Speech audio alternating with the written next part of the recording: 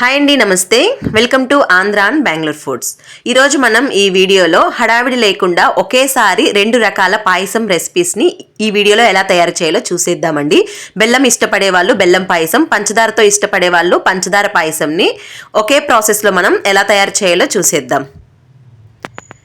ఇప్పుడు మనం ఈ పాయసం తయారీ కోసం ప్యాన్ హీట్ చేసుకొని ఇందులో 2 టీ స్పూన్ల వరకు నెయ్యిని హీట్ చేసుకొని మనకి కావలసినన్ని డ్రై ఫ్రూట్స్ని మనం బాగా ఫ్రై చేసుకోవాలి.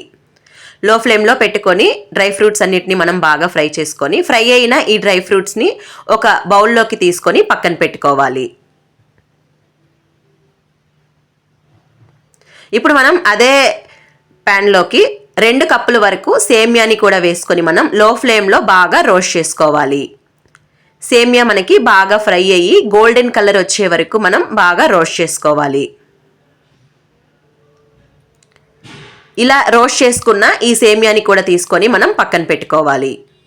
ఇప్పుడు పాయసం తయారీ కోసం ఒక పెద్ద గిన్నెని తీసుకొని ఇందులో 3 కప్పుల వరకు పాలు తీసుకోవాలి. అలాగే 1 కప్పు నిండా వాటర్ని కూడా మనం యాడ్ చేసుకొని ఒక పొంగు వచ్చే వరకు మనం బాగా ఉడికించుకోవాలి. ఇలా మనకి పాలు ఒక పొంగు వచ్చి బాగా మరిగిన తర్వాత ఇందులో 15 నిమిషాలు నానబెట్టుకున్నటువంటి 3 టేబుల్ స్పూన్ల వరకు పెసరపప్పుని మనం యాడ్ చేసుకోవాలి. అలాగే 15 నిమిషాలు నానబెట్టుకున్నటువంటి 1 కప్పు నిండా సగ్గుబియ్యంని కూడా మనం యాడ్ చేసుకోవాలండి. సగ్గుబియ్యం పెసరపప్పు వేసుకున్న తర్వాత గరిటెతో బాగా కలుపుకుంటూ మనం లో టు మీడియం ఫ్లేమ్ మీద ఉడికించుకోవాలి. ఈ సగ్గుబియ్యం పెసరపప్పు అనేది మనకి బాగా మెత్తగా అయ్యే వరకు ఉడికించుకోవాలి. ఇలా మనకి సగ్గుబియ్యం బాగా ఉడికిన తర్వాత ఇందులో ముందుగా మనం రోస్ట్ చేసుకున్నటువంటి సేమియాని కూడా మనం యాడ్ చేసుకోవాలి. సేమియాని వేసుకున్న తర్వాత లో ఫ్లేమ్లోనే ఈ సేమియాని కూడా మనకి మెత్తగా అయ్యే వరకు మనం బాగా ఉడికించుకోవాలండి. 1 కప్పు సగ్గుబియ్యంకి 2 కప్పుల వరకు సేమియాని మనం తీసుకోవాలి. ఈ పాయసం ప్రాసెస్ అంతా మనం లో టు మీడియం ఫ్లేమ్ మీద పెట్టుకొని చేస్తేనే పాయసం అనేది టేస్టీగా ఉంటుంది. ఇప్పుడు మనకి సేమియా కూడా మనకి బాగా మెత్తగా కుక్ అయి ఉంటుంది. తర్వాత ఇందులో బాగా దంచుకున్నటువంటి 7 లేదా 8 వరకు ఏలక్కాయలు, అలాగే 2 టీ స్పూన్లు నెయ్యిని కూడా మనం యాడ్ చేసుకోవాలి. నెయ్యి వేసుకున్న తర్వాత మరొకసారి బాగా కలుపుకొని ఇప్పుడు మనకి ఈ పాయసం అనేది ఆల్మోస్ట్ రెడీ అయిందండి. ఇప్పుడు మనం విడివిడిగా బెల్లం పాయసం అలాగే చక్కెర పాయసంని సెపరేట్ చేసుకోవటం కోసం ఈ పాయసం బెల్లం పాయసం కోసం ఒక గిన్నెలోకి మనకి కావలసినంత అంటే హాఫ్ పాయసంని మనం ఒక గిన్నెలోకి తీసుకోవాలి. ఒక గిన్నెలోకి తీసుకొని పక్కన పెట్టుకొని మిగిలిన దాంట్లో ఇప్పుడు మనం పంచదార పాయసం కోసం 2 కప్పుల వరకు పంచదారని కూడా మనం యాడ్ చేసుకోవాలి. మన టేస్ట్కి సరిపడా పంచదారని మనం యాడ్ చేసుకోవాలండి. పంచదార వేసుకున్న తర్వాత లో ఫ్లేమ్లో మనం పక్కన పెట్టుకొని స్టవ్ మీద కుక్ చేసుకోవాలి.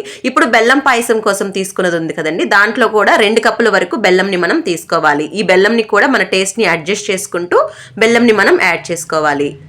బెల్లం వేసుకున్న తర్వాత లో ఫ్లేమ్లో పెట్టుకొని బాగా బెల్లం కరిగే వరకు మనం ఉడికించుకోవాలి. ఇప్పుడు మనకి పాయసం అనేది బాగా దగ్గర పడుతుందండి. ఇందులో చిటికెడు ఉప్పుని కూడా మనం యాడ్ చేసుకోవాలి. ఉప్పు వేసుకోవటం వల్ల బెల్లం పాయసం అనేది చాలా టేస్టీగా మంచి ఫ్లేవర్ అనేది పాయసంకి యాడ్ అవుతుంది. ఇప్పుడు మనకి పాయసం పర్ఫెక్ట్గా రెడీ అయిపోయింది.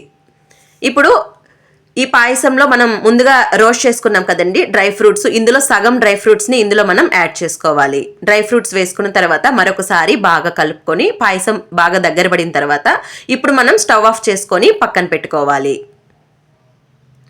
వేరొక పక్కన మనం సిమ్లో ఉడికిస్తూ పంచదార పాయసం ఉంది కదండి, అందులో మనం మిగిలిన డ్రై ఫ్రూట్స్ని ఇందులో మనం యాడ్ చేసుకోవాలి.